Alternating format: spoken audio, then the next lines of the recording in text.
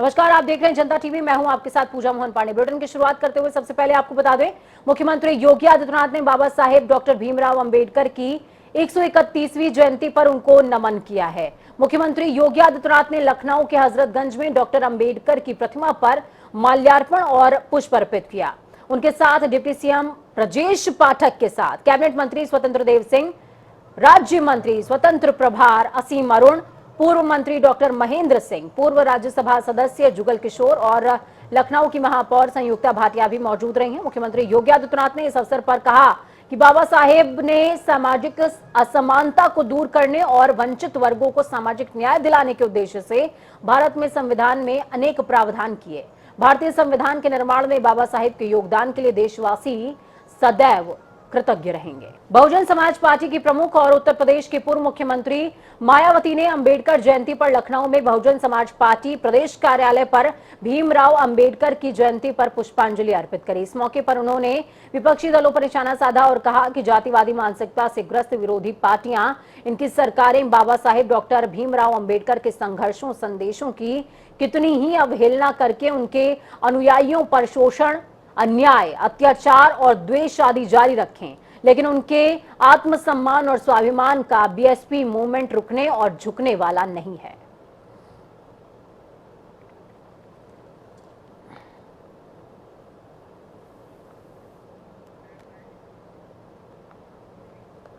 वहीं इस मौके पर पूर्व सीएम अखिलेश यादव ने ट्वीट करते हुए कहा कि भारत रत्न पूज्य बाबा साहेब डॉक्टर भीमराव अंबेडकर जी की जयंती पर शत शत नमन। नागरिकों को संविधान के माध्यम से समानता का अधिकार और समाज में समता का भाव लाने का जो आंदोलन बाबा साहेब ने किया था, उसे आज और अधिक तीव्र किए जाने की जो अपेक्षा है, उसके लिए हम सदैव प्रतिबद्ध और सक्रिय रहेंगे।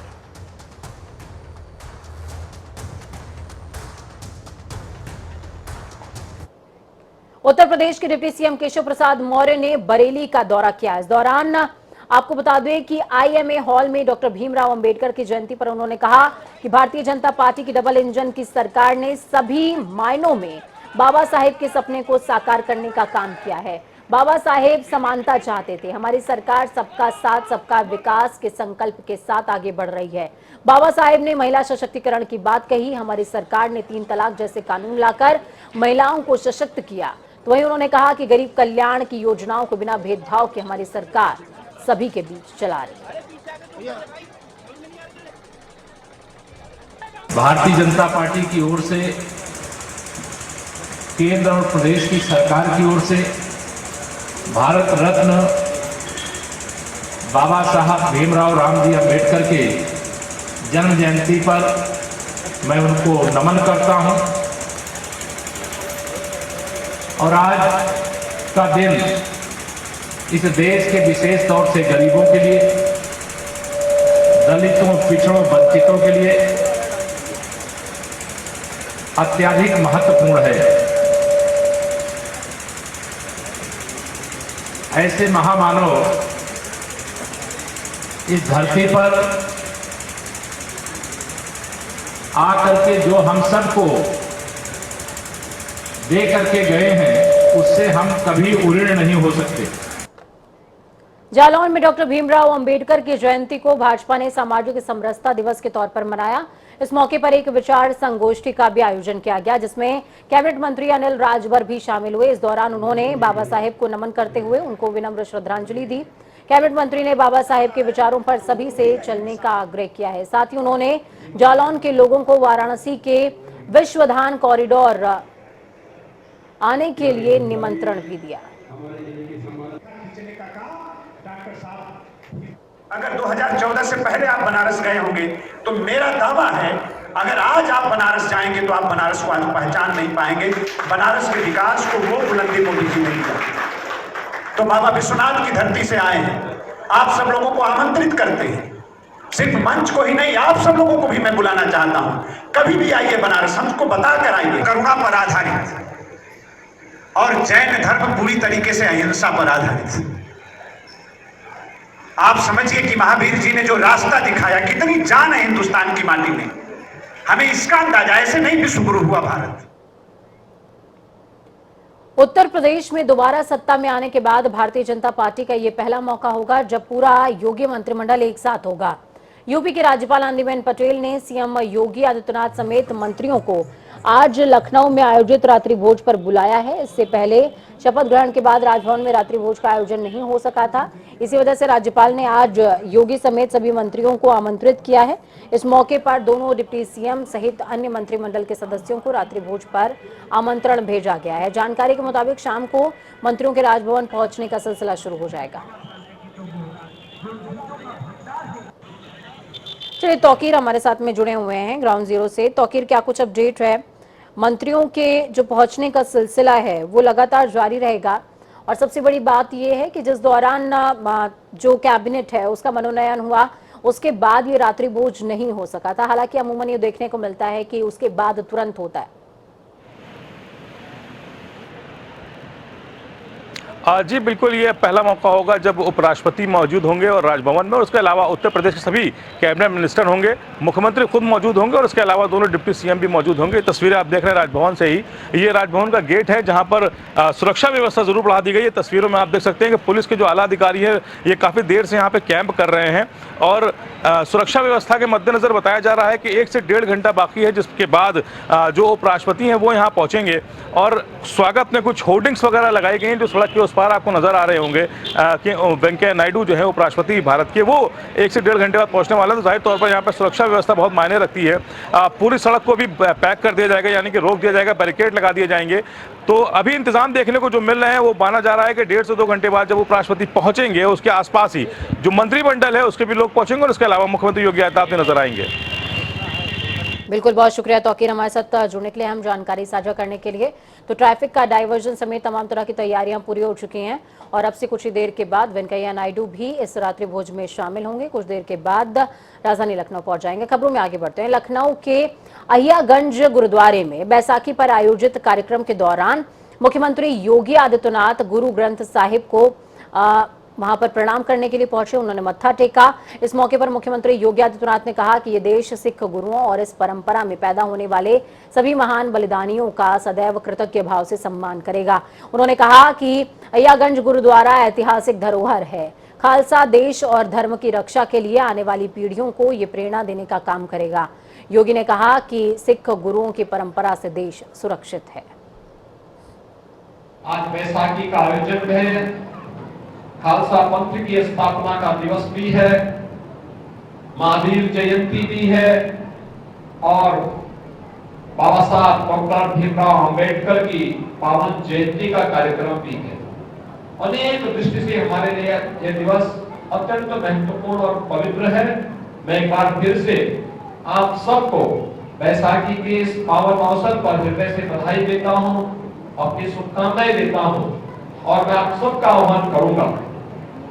ये ऐतिहासिक धरोहर है अहियागंज गुरुद्वारा हमारे लिए, और इसलिए जो हम लोगों ने पहले भी कहा था कि यहाँ के पुनरुद्धार के लिए, इस क्षेत्र के विकास के लिए क्या कुछ होना है, इसके लिए यहाँ की महापौर के साथ में, ब्रजेश पाठक जी के साथ में एक बैठ करके ठोस कार्य योजना अगर आप लोग प्रस्तुत कर देंगे तो हमें इसमें सहयोग करने में प्रसन्नता होगी। मैं एक बार फिर से आज के इस अवसर पर आप सबको बैसाखी की हृदय से बधाई देता हूं।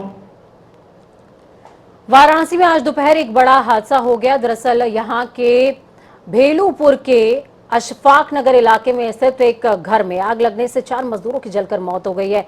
सभी मजदूर अररिया बिहार के रहने वाले बताए जा रहे हैं। यहाँ एक साड़ी फैक्ट्री में काम किया करते थे। फायर ब्रिगेड की गाड़ियां पहुंचने से पहले स्थानीय लोगों की मदद से आग पर काबू पाया गया। साथ ही कमरे में रखा गैस सिलेंडर भी बाहर सुरक्षित निकाल लिया गया। हादसे का संज्ञान लेते हुए सीएम योगी आदित्यनाथ ने मृतकों के परिवारजनों को 4-4 लाख रुपए की सहायता उपलब्ध कराने के निर्देश दिए हैं। वो खाना बना रहे थे, वहाँ पे जो सब्जियां वगैरह और कुकिंग के यूटेंसिल बरामद हुए हैं, उससे संभवतः जो फायर ने अभी तक जांच की है उसमें खाना बनाने की वजह से वहाँ बिजली के तारों ने आग पकड़ ली और आग पकड़ने की वजह से, क्योंकि साड़ियों का काम था, अंदर की सिंथेटिक फोम और बाकी भी अन्य सामग्री सिंथेटिक रखी हुई थी। तुरंत ही वो 12 फुट बाई 10 फुट के कमरे में वो आग घिर गई और चारों लोग संभवतः उसी में फंस गए। उसके फंसने की वजह से उनकी तत्कालीन मृत्यु हुई। जब मोहल्ले वालों को पता लगा तो बहुत ही तत्परता का परिचय मोहल्ले वालों ने दिया। बगल में एक मकान अंडर कंस्ट्रक्शन था, उसी का पंप यूज़ करते हुए हाई प्रेशर जेट से सब मोहल्ले वालों ने मिलकर आग बुझाई। वहाँ एक सिलेंडर था, उसको भी अलग किया और बड़ी घटना होने से बचाया। खबरों में आगे बढ़ेंगे, बात उत्तराखंड की करेंगे। हरिद्वार में संविधान निर्माता बाबा साहेब भीमराव अंबेडकर की जयंती पर इसी कड़ी में ज्वालापुर विधानसभा के पूर्व विधायक सुरेश राठौर ने भाजपा कार्यकर्ताओं के साथ कैंप कार्यालय में डॉक्टर अंबेडकर के चित्र पर माल्यार्पण किया, श्रद्धा सुमन अर्पित किए। इस दौरान पूर्व विधायक सुरेश राठौर ने कहा कि बाबा साहेब ने भारत की आजादी की लड़ाई में अहम भूमिका निभाई है, साथ ही संपूर्ण राष्ट्र के लिए संविधान निर्माण की भी जिम्मेदारी उठाई। संविधान निर्माता बाबा साहेब भीमराव अंबेडकर जी की जयंती पर हर साल की तरह इस साल भी देश भर में इसको धूमधाम से मनाया जा रहा है। हमारे लिए गर्व की बात है कि डॉक्टर भीमराव अंबेडकर जी ने जो हमें संविधान में अधिकार दिए, उसके नाते आज हमारे समाज के लोग IAS, IPS, PCS और अनेकों पदों पर उनकी बदौलत जाते हैं। तो वो हमारे भगवान हैं, देवता हैं और न्याय के देवता हैं, जिन्होंने दलित समाज के साथ न्याय किया। देश के प्रधानमंत्री भी उनकी सराहना करते हैं। मुख्यमंत्री पुष्कर सिंह धामी ने गुरुवार को मुख्यमंत्री आवास में भगवान महावीर स्वामी और डॉक्टर भीमराव अंबेडकर की जयंती पर उनके चित्र पर श्रद्धा सुमन अर्पित करते हुए उन्हें श्रद्धांजलि दी। इस दौरान मुख्यमंत्री ने कहा, अहिंसा, अस्तेय, ब्रह्मचर्य और अपरिग्रह की शिक्षा देने वाले जैन धर्म के 24वें तीर्थंकर भगवान महावीर जी के द्वारा दी गई शिक्षा समस्त मानव समाज के कल्याण के लिए सदैव पथ प्रदर्शक का काम करती रहेगी। उन्होंने कहा कि डॉक्टर भीमराव अंबेडकर एक महान विचारक थे। उन्होंने समाज में सबको समान अधिकार दिलाने के लिए अपना जीवन समर्पित कर दिया। डॉक्टर ने समाज से अस्पृश्यता और कुप्रथाओं को मिटाने, समरसता स्थापित करने और पिछड़े तबके के मुख्यधारा में लाने में अहम भूमिका निभाई है। डॉक्टर भीमराव अम्बेडकर की जयंती भी है, जिन्होंने समता, न्याय और संविधान में विशेष योगदान दिया। आज महावीर जयंती भी है, जिन्होंने शांति और गहन अध्यात्म का प्रतीक और साथ में आज बैसाखी खुशहाली और समृद्धि का प्रतीक। और आज मैं चाहूँगा कि क्योंकि आप लोगों ने कोरोना महामारी के दौरान, जैसा अभी रॉय साहब बता रहे थे, जो आपका पारंपरिक काम है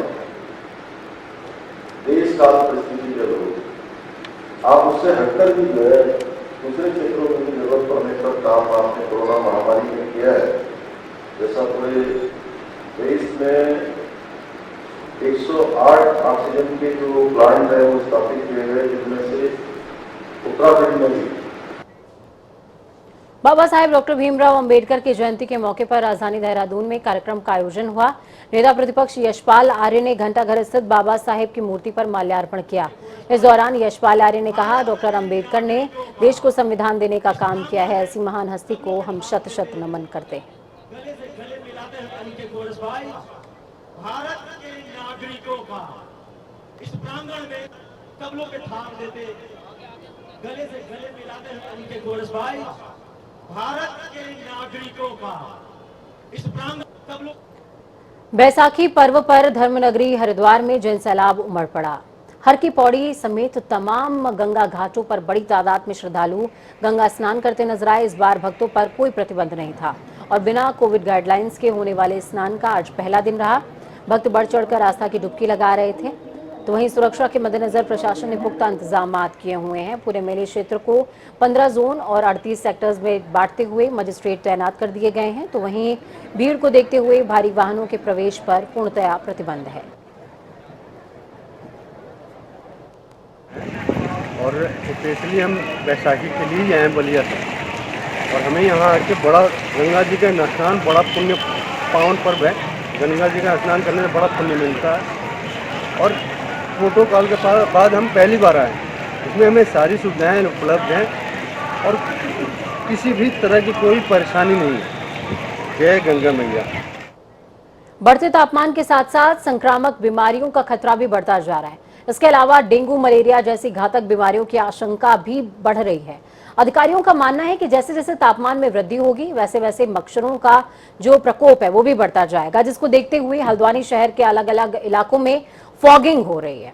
आमतौर पर हर साल फॉगिंग मानसून शुरू होते ही करवाई जाती है, लेकिन इस साल बढ़ती गर्मी के साथ साथ फॉगिंग की जा रही है। यही नहीं, शहर में नालियों की सफाई का काम भी शुरू हो गया है।